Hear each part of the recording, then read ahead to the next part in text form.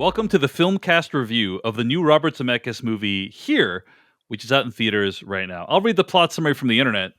Multiple generations of couples and families inhabit the same home over the course of a century, end quote. Now, that doesn't really explain the main premise of this movie, which is that the movie spends pretty much the entire runtime from a single locked off camera perspective. So the camera remains stationary for pretty much the entire film.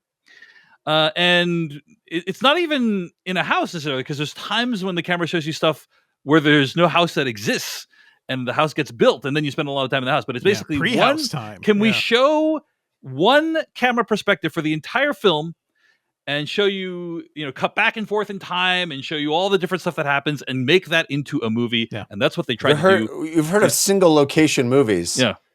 This one says single location movies, hold my beer. Single camera angle. We're talking one location of the camera. Of the camera. And so they tried to make it into an interesting movie. And my question for you, Jeffrey Kanata, did they succeed? Well, Dave, I guess you could say my interpretation of whether they succeeded is best summed up in the form of a limerick. Let's hear it, Jeff. Zemeckis' movie career just hasn't been special in years. But when Robin Wright and Tom Hanks reunite, it's magic. So I must say, hear, hear. Wow. Nicely done, Jeff. Well played. Nicely done. Well played. I have to ask, Jeff, did you know anything about the concept of this movie going into it? Nope. Yep. So I would have loved to just sit beside you. I wanted to see as Jeff figured out what was going on. It was amazing. Yeah. It was amazing because I was like, surely, sirs, this cannot persist. Surely this is only the introduction of this. Yeah. That crazy Zemeckis is at it again. Here's the thing. Yeah. We must start there, Devindra, with the crazy Zemeckis, because here is a man. Yeah. Romancing the Stone, the Back to the Future movies, Who Framed Roger Rabbit, Death Becomes Her, Forrest Gump, Contact. What a run. Castaway. This man could do no wrong. This man is a genius who has a direct funnel connection into my brain. He is channeling the things that I love about cinema. He is a genius. He's the next Spielberg. And then we fall off a cliff, career-wise, from my perspective. Polar Express, Beowulf, A Christmas Carol, Flight, The Walk, Welcome to Morrowind. It's just like, what happened? What happened? No longer do I go into a Robert Zemeckis film expecting to love it, to be dazzled, it seems that he got so enamored with technological whiz-bangery that he kind of lost the thread of what makes a movie. It feels like his films have been experiments, grand experiments. Yes. That ultimately, for me, failed to translate into excellent films. They've been just interesting technological experiments. Now you tell me, and again, I didn't know this going in, but you tell me this movie is a single locked off shot for its entire runtime. I think to myself, Ruh-roh. Here's another of his wild technological experiments. You tell me that Tom Hanks and Robin Wright play the same character through many stages of their life and are de-aged and aged up digitally in various ways. I go, Ruh-roh. Sounds like that same old Zemeckis. Enamored with the technology and wow, what, asking what we can do rather than why we should do it. That was my fear. I'm here to tell you, for me, this movie is a return to what makes Zemeckis special. For me. I definitely recognize that this movie is not going to be for everyone. The For Me is doing a lot of work this episode. Indeed. Yeah. Hey, I want to be very clear about this. I realize that a lot of people are not going to like this movie. I am not one of them. I love this movie. I wept. It spoke to me. I was so taken by the magic trick of it, which it is very much a magic trick. It's, hey, watch me do this. I can do this. And then, wow, I'm impressed that you're able to do this. But also there's a there in here. There's a reason we're doing it, right? Yeah. It really does speak to the theme that you guys have heard me talk about so many times over the years. That is my favorite theme. My favorite theme in art, in all art, not just film and TV, not just motion pictures, all art. When we talk about time, the hard-hearted arbinger of time, this thing that we as thinking, cognizant entities butt up against, that we can't control, and that we're the victim of its ineffable thrust forward, right? I think about it all the time, especially now that I'm in my mid 40s, right? Pushing 50, terrifyingly. And that I have young children. Also, you see time in a different way when you watch this little baby transform into a toddler, transform into, just at a rate that just seems improbable. I blinked and now they're older. Now my son is 8 and I barely pick him up. I can still, but those days are numbered. I used to love holding him and hugging him, and now it's like it just happens so quickly. And that central dilemma of being a human being trapped in time, forced to go through life in this linear fashion, and as you get older, time seems to speed up. It to me is the central theme of existence. And I love when art tackles that. And here very directly is speaking to that in a grand way, in a grand operatic way, where we are literally, we're given the history of this one location in space, this one place. We're seeing it throughout time. From, the movie starts with the bubbling primordial ooze that happened there with prehistoric Earth. And we see just this perspective of this one place that I don't know any other movie has attempted to convey. It's a very wild, ambitious thing. But what starts to coalesce is not just this kind of galactic, temporal problem. It becomes this very human, very personal thing where this place has impacted different lives, and then these two very specific lives. And I think that fixed camera position really helps the special effects in a lot of ways, the visual effects in the de-aging, because while we sometimes get these extreme close-ups as they walk toward that camera, oftentimes you're kind of masked. And I bought into it. I bought into these actors who are, many decades past 18, playing 18-year-olds. It worked for me.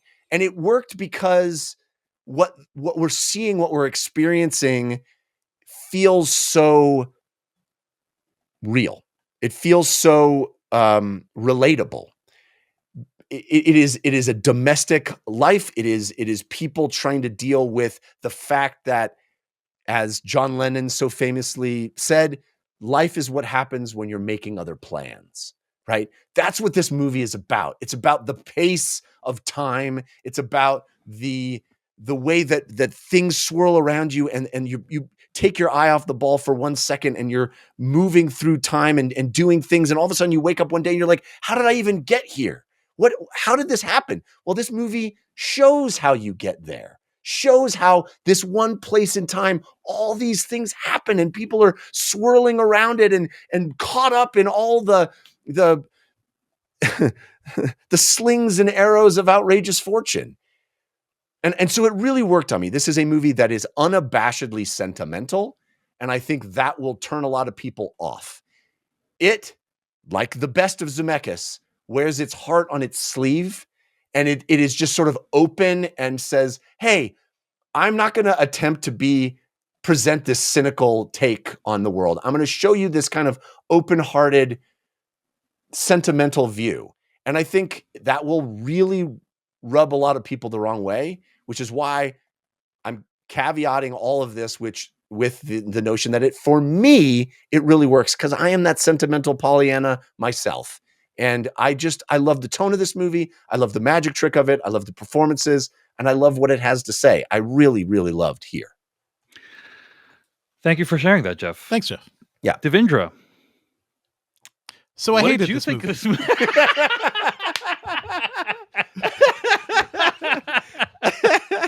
I'm sorry, Jeff. I'm No, so sorry. Not But you unexpected. really set me up for that. I see what you're saying, Jeff. I see what you're saying. But this movie kind of feels like when you run into a conversation with an older family member, and you're like, oh, I can't get out of this conversation. They're like, remember when Ben Franklin used to live in that house over there? You hear that same story over and over again. This is a movie that attempts to touch at the profound. And I think there are elements of it that are really thought-provoking, and it did make me tear up at the end because it is so like mechanically sentimental. Like you can't not be like, oh well, we kind of see the lives of these characters, and so many things happen, and there are regrets, and the family grows up, and it's hard not to feel something for this movie. But I have a lot of issues with it, and the main thing is that let me see here. Robert Zemeckis reportedly spent $45 million before marketing to create this vision of Here. Yes. And I don't think it does anything better than David Lowery's movie A Ghost Story, which cost $100,000 and centered on a guy in a bedsheet. The profundity of time moving across and the regret of your life, and even the way time can affect a single location, is something that movie accomplished, also with a much shorter runtime from what I recall. And that is a movie that sticks with me. I consider to be very profound in how quiet it is and kind of what it represents. And I kind of wish this movie was at least a little more thoughtful about what it was doing. And it also feels like it is so limited. It's like you start with the idea. Like, what if I could do a fixed camera angle movie? And we have the technology now for de-aging actors, so we can just kind of keep the same cast for it to tell the story throughout different time frames. I just think there's so much working against this movie to make it feel like a genuinely human and relatable film. I think the technology itself, like locking the camera angle, after a while, I started to feel trapped. This feels like a great concept for something that would be like a VR movie. You know, I had that same thought. Yes. I was like, this is what should be on Apple Vision Pro. This should be an Apple Vision Pro. This should be an Yes. Apple immersive thing. 20-minute sequence. Just the Tom Hanks stuff, right? Just the Tom Hanks stuff. You see a family come about, grow through different times, and you see how things progress over time. And that is profound. But this movie does try to bake in other things, such as the actual formation of the earth, the death of the dinosaurs, like everything. And that is something I think about. You know, I am sort of like a science nerd and a history nerd to be like, it is weird how in this exact spot, dinosaurs roam the earth. I have the same feeling like whenever I get to travel to Europe and I get to see like really old buildings, really old sites, things like this. Like humans made this 2,000 years ago. Yeah. And we're still standing in the same spot. So that profundity is something I think about and I sit with a lot.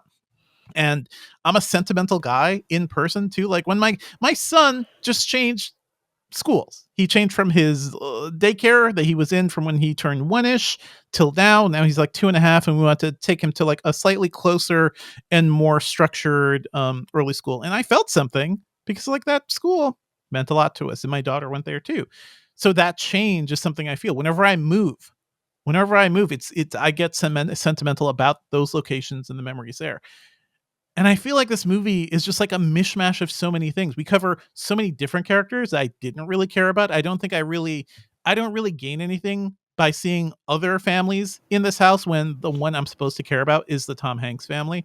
I think the de-aging technology really, really doesn't work here. It really disconnects me from the film because we're like, we know how old these guys are now, and it feels weird. It feels weird that Robin Wright, who starred in a movie about the dangers of actors' digital likenesses being taken, is now in a movie that has taken her likeness and de-aged her by decades. Like, that feels wild to me.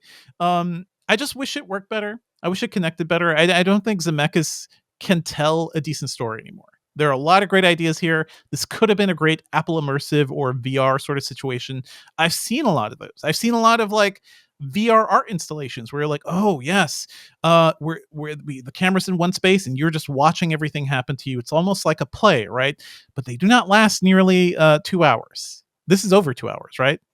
No, dude, so. it's like It's an hour and 40 1:45. minutes. An hour. Yeah. It feels like it goes on for a while, and they're certainly not feature length. So it does feel like a play.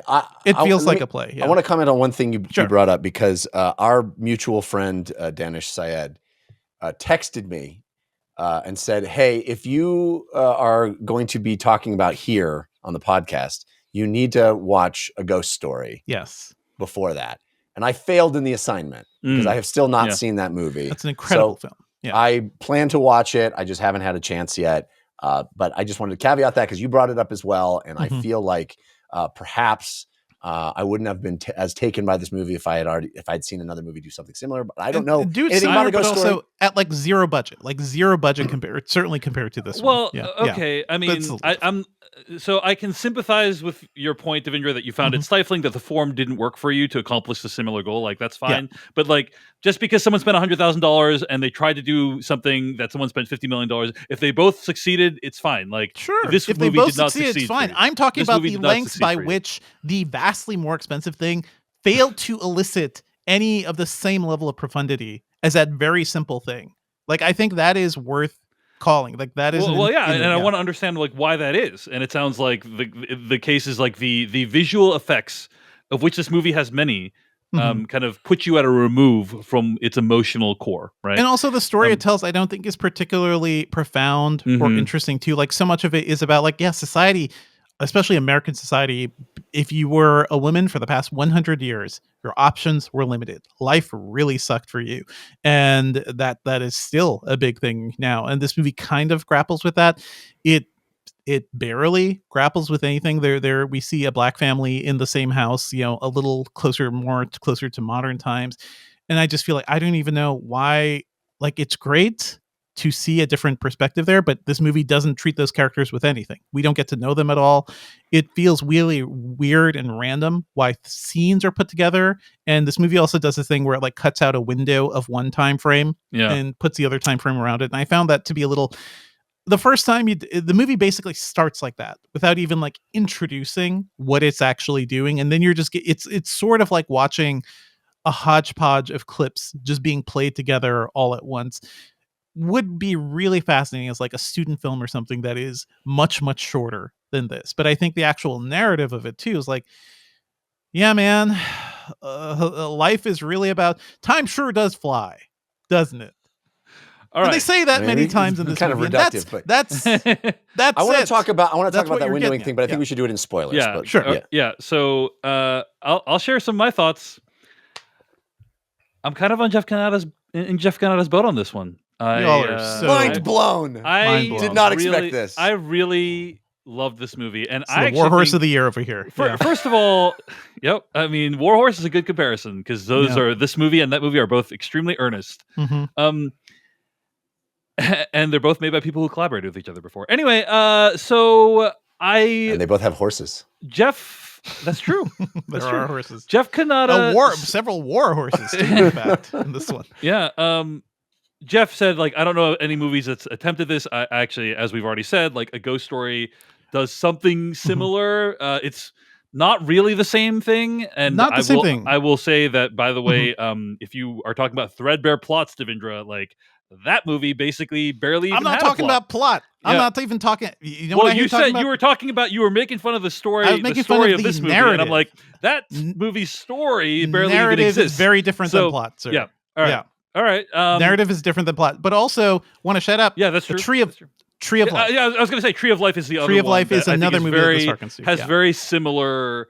Again, by the way, Yes. 3 movies that are extremely different from each other, Very different. stylistically, narratively, whatever. I you love wanna call Tree it. of Life. But Also yeah, has the dinosaurs. It didn't Also make me is like- think of it. It didn't make Yeah. me think of Tree of Life. I do think it is as sort of ambitious as that movie. Maybe that's the Mhm. link. Is the I mean, they're ambition. both movies that deal with essentially like suburban American families, Yeah. and also have a time span that goes back to when the Yeah. dinosaurs were harkens created, back to like creation, and it's real. So They're both there's really literally about only life. 2 movies I can think of that have Yeah. those descriptors. Yeah. But anyway, I actually think it's about time. I agree with you, but it's really about place. It's about like how is it that we attach significance to places, right?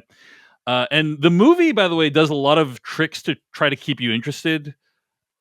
So one of the things it does is like every time frame is extremely intricately set dressed, decked, right? yeah. Like the props for every time frame are like really meticulous. There's like probably hundreds of objects in every single, and so there's like a lot to like look at and take in every time frame. And also the people all speak in a heightened fashion, like in a play, like in a stage play. When you go see a play, everyone talks like in a really dramatic fashion because they're trying to speak to the back of the audience, and that's what they do in this movie. And it's a little odd at first because you're watching a movie, but it's like, oh, they really just need to like liven this thing up as much as possible and fight against the fact that they're in one location. But I've moved out of a few places in my life, and I always get emotional, right, when I'm moving out of a location, because I take a lot of pictures of like. I the always final look at the state. place and I think of like who I was when I moved in and all the experiences I've had in this place, and it's such an arbitrary thing. Yeah. It's Yeah. it's just this one. If this camera, by the way, in this movie had been fixed at a slightly different location, we would have been told a whole different set of stories, right? And it's Right. just such an arbitrary thing that in this one place, I experience all this stuff, right? And it doesn't. I didn't know I would experience all this stuff in this one place. I didn't anticipate it, but it's what happened. And these places have significance to us because of what we experience there. And this movie, I think, tries to illustrate that in a really beautiful way. And I thought I agree with a lot of your complaints, Devindra. I think that the Tom Hanks, Robin Wright stuff, really, they just should have put all the chips on that. They should have just focused on that. And the other stuff is like, I understand he's trying to like round it out. And it's not just about white people, but it's like Robert Zemeckis, telling white people stories is your thing. Let's just lean into it. Just stay in your lane, maybe. Let's just lean into it because he can hit that one out of the park. And that's what the Tom Hanks, Robin Wright stuff is the strongest part of this movie. And if they had just kept the focus on that, I wonder if the movie would have been more powerful instead of these other kind of.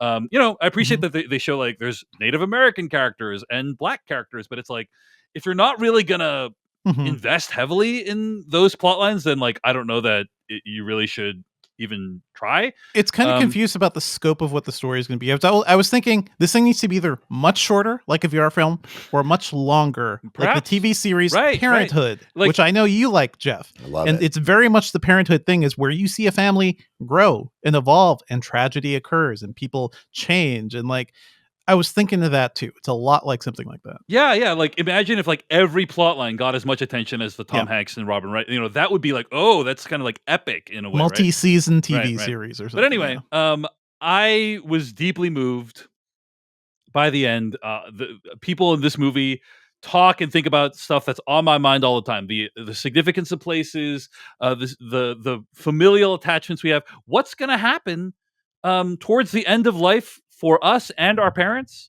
Like I'm needing to deal with right now, like how my parents are aging. Like we're literally having conversations about like what the end of their life is going to look like.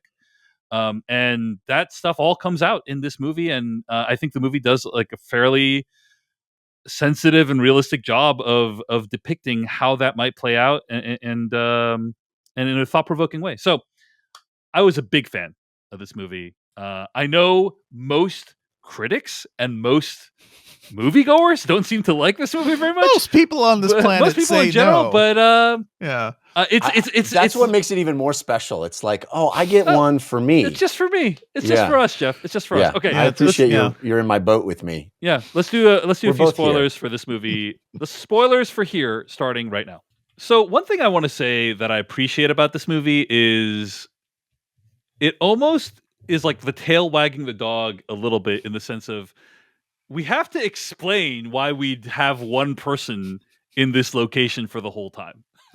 Right? Like, why would one guy stay in this one place from high school until he's basically almost dead?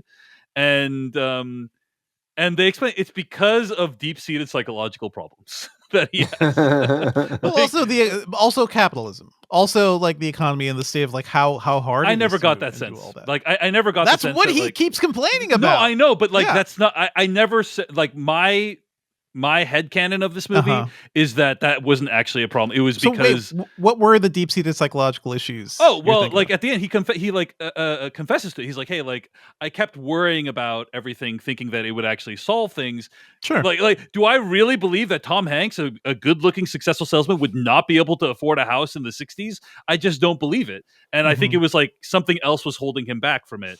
I don't think his family was actually had like financial problems, you know? He had to dress up like a woman in order to get an apartment. That's how difficult his young life was.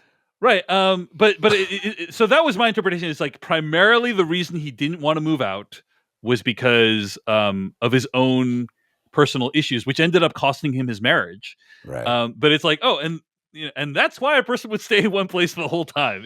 It feels so pat, man. Like it feels like it kind of all comes out at the end, and the movie does not seed a lot of that through. Like I think a lot of his resistance is understandable, but also it's the main thing is that he was not always a great husband to his wife because he was not always listening to her needs, and that is a problem endemic to men and partners across generations, and especially in that era too. So I think like there's a lot going on there, but like we can dig in a little more, man. Like we can if we were focusing more on these characters, like what is holding you back, right? It's funny, he's like, I got the job, honey, walks over to his painting, takes it all down. Like it's very much, it is just like hilarious. It is like a Simpsons sketch of like what you do, or like Simpsons honestly did this better. Homer going back to the nuclear plant. It's like, well, got to give up my life and dreams for my family. Guess I can never paint again. You got some free time. You got weekends. You got something. Like it's the movie. He was supposed to go into art as a career. Sure. That's not. But he gave up on art entirely. Just like never. Right. That's it. I'm an insurance man now. I think no more art for me. It's easy to understand why someone might do that. It's absolutely too painful. Sure. Jeff and I are really on this movie. This movie paints in such broad strokes. Yes. Like that's the thing. Like that's true. When it's painting those emotions and You're those situations, like true. Okay, we're gonna throw the color regret on this one. Okay, this is gonna come back to haunt him later in life. Okay, Robin Wright not really a fan of being in this house because she's stuck there forever. She's got to get the hell out. Like it didn't feel very human to me, is the thing. I think that's the main thing I couldn't get to. Well, I mean, it felt very relatable to me on pretty much every level. Absolutely. Yeah, and I want to specifically talk about some of the sort of technical wizardry, because you brought up the windowing thing as a negative. I thought it was absolutely brilliant and beautiful, and there, when I was in college, as a theater student, we did, one of the first plays I did was a play by Craig Lucas called Blue Window. This is a play written in the 80s. And the idea of this play, it was brilliant. One of my favorite productions I was ever in, is a number of different characters all on stage. You never leave the stage. No one ever leaves the stage. But they're in different rooms in New York City, in different houses, or not houses, but apartments. And they are in their own little lives, interacting with each other, having little dramas.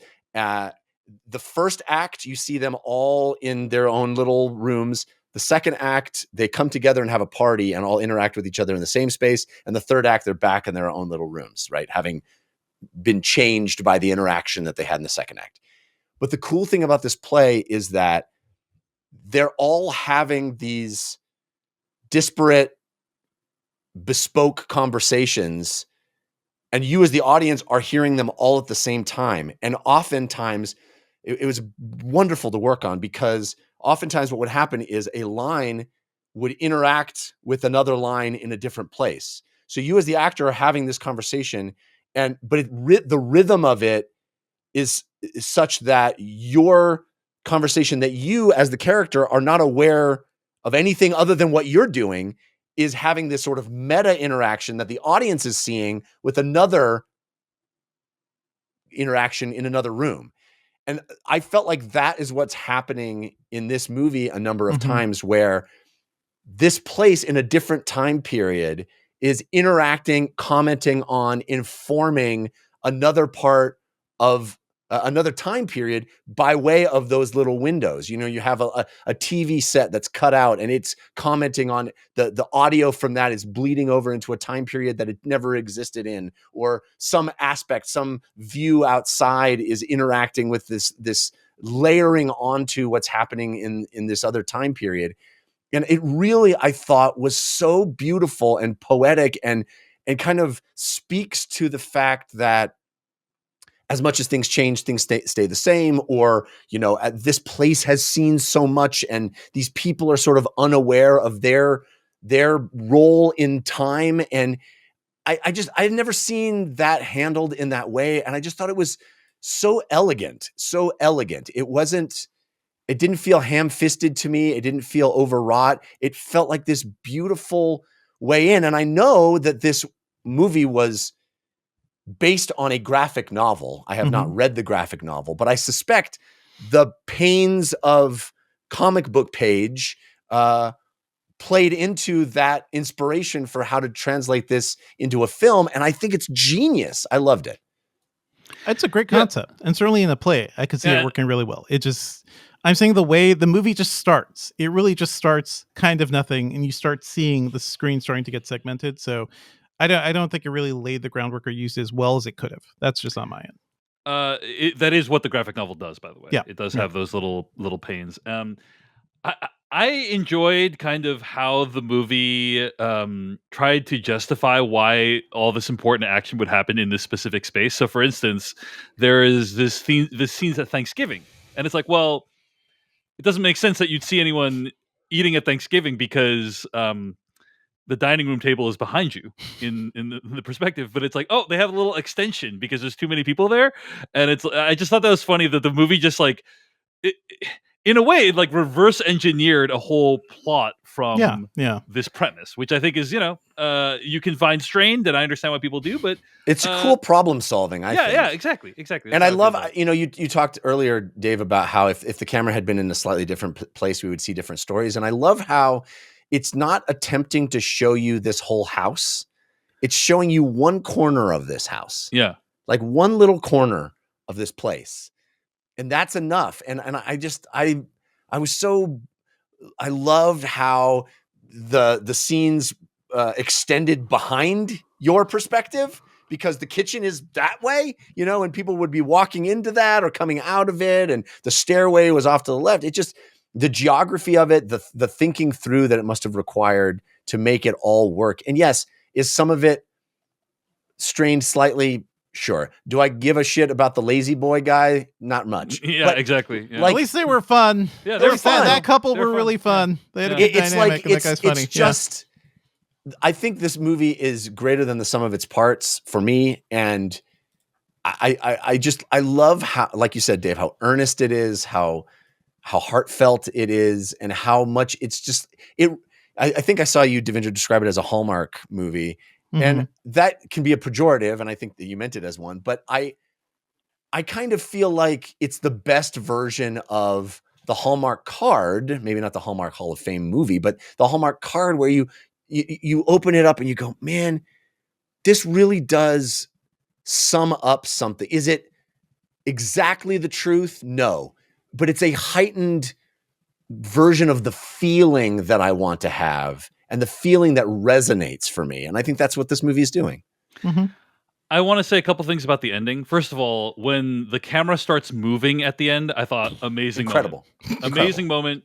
There is another movie, by the way, that I'm not going to say what the movie name is because I don't want to spoil it, but I will tell you it is a Paul Schrader movie that does a very similar thing where like the camera is not moving for the entire movie, and then there's one shot where the camera moves, and it's like really effective whenever something like because it's like you've done the whole 90, 100 minute, 2 hours, and then all of a sudden camera movement is like, wow, incredible. What a trick.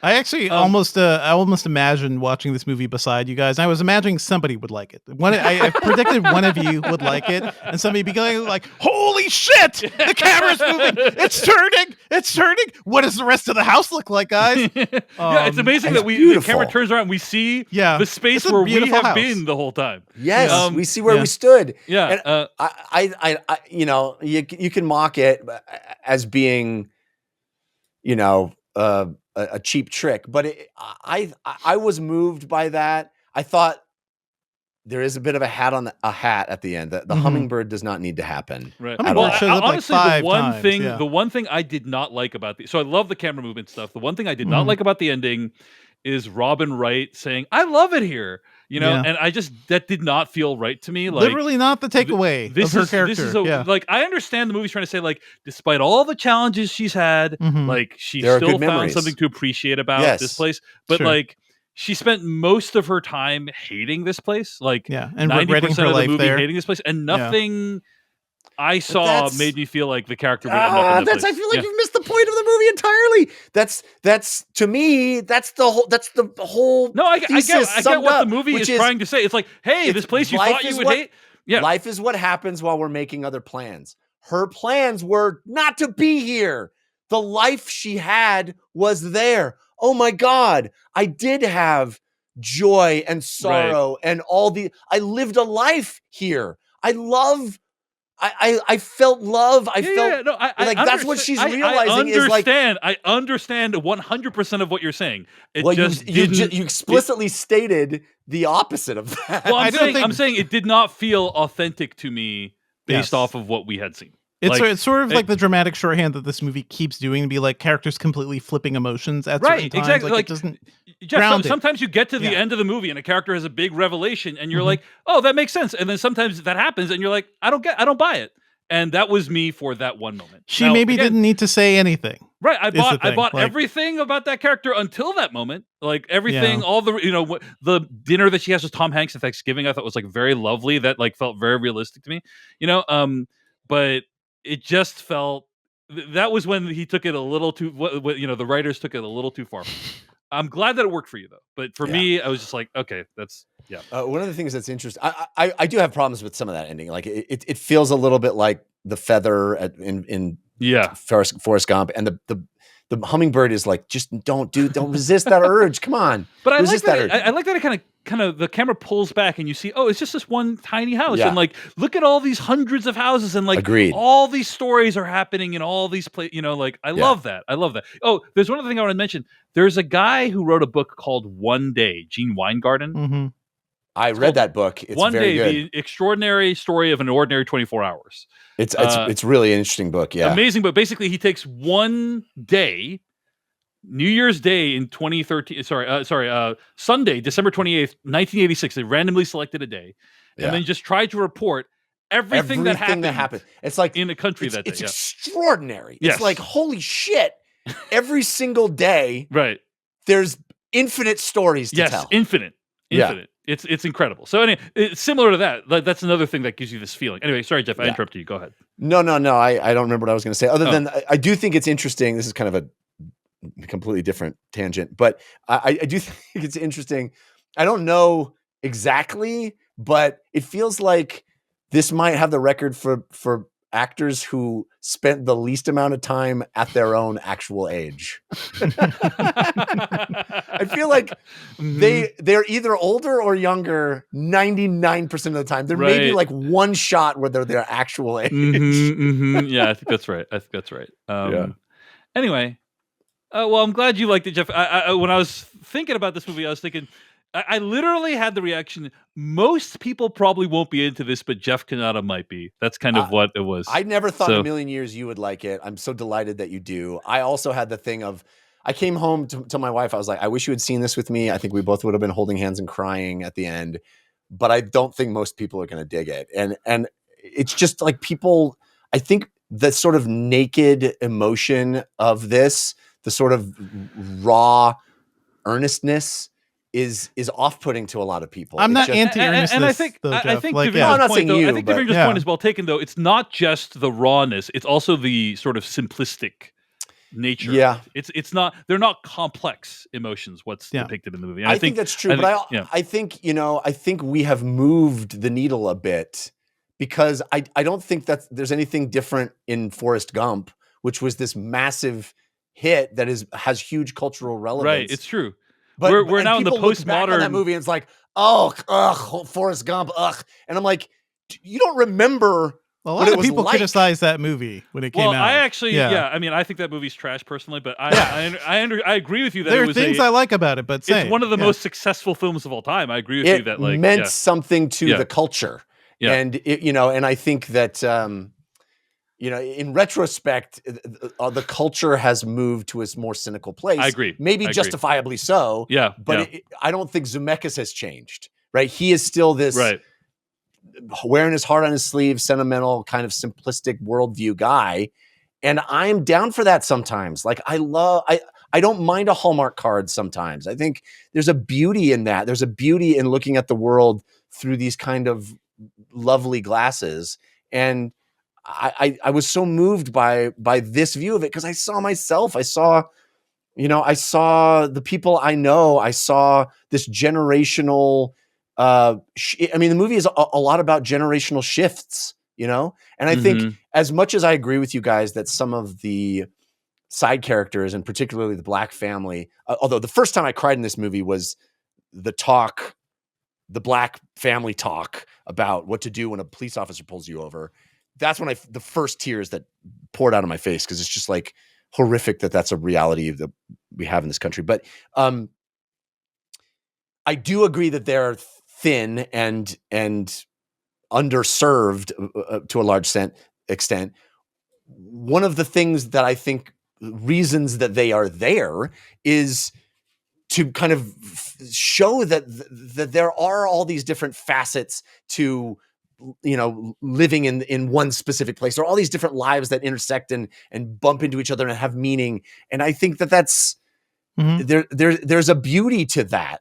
There are these different ways to feel something for a place and for a time. And I don't know. I've said enough. I think it's okay sometimes for a movie to be a little simplistic and kind of allow us a moment to breathe and go, man, life can be we can look at life and just marvel at its beauty. And man, by God, if a meteor hadn't hit right here, none of us would be standing here to experience it. Like all those, they are simplistic thoughts, but they also are profound Right. for me. Life really is like a box of chocolates. Yeah. You say that, and I'm saying it fits. It Yeah. fits. There's the through line. Time sure I does don't want fly. that to doesn't be the it? only Yeah. way in which art comments on life, but I think it can be a way. Yeah. that art comments on Absolutely. life. I don't mind I agree. sentimentality, and I think like being very clear with your emotions is like a very mature thing to do. This just feels like a throwback to an era where things were a little too cloying, a little too saccharine, and to the point where it feels like you're watching, an old school TV show, compared to something that is dealing with the true profundity of life and the regret we have as we grow older. Like none of that really worked for me. I've watched Hallmark movies. I like the sentimentality of some of those things too. It's more like this is one of those examples where it's just like they're repeating phrases that don't quite connect at all. But I'm glad you guys liked it. At least it worked for somebody. Absolutely. And I'm just going to put this out there. This is one of the only movies I have seen this year that acknowledges that COVID was a thing that happened. Yeah. And Yeah. I appreciate that. I appreciate that because I think it's odd how people have memory hold that. So anyway, Yeah. at the end of the day, it's impressive that Robert Zemeckis made a movie. Thank you so much for watching this video of the Filmcast. Check out these other videos that we have available, and be sure to hit like, subscribe, and hit that bell icon to get other videos from us in the future. You can also go to thefilmcast.com to catch all of our audio podcast versions of all of our episodes. And support this podcast at patreon.com/filmpodcast, where you can sign up for ad-free episodes and exclusive After Darks. Thanks so much to everyone who makes the Filmcast possible.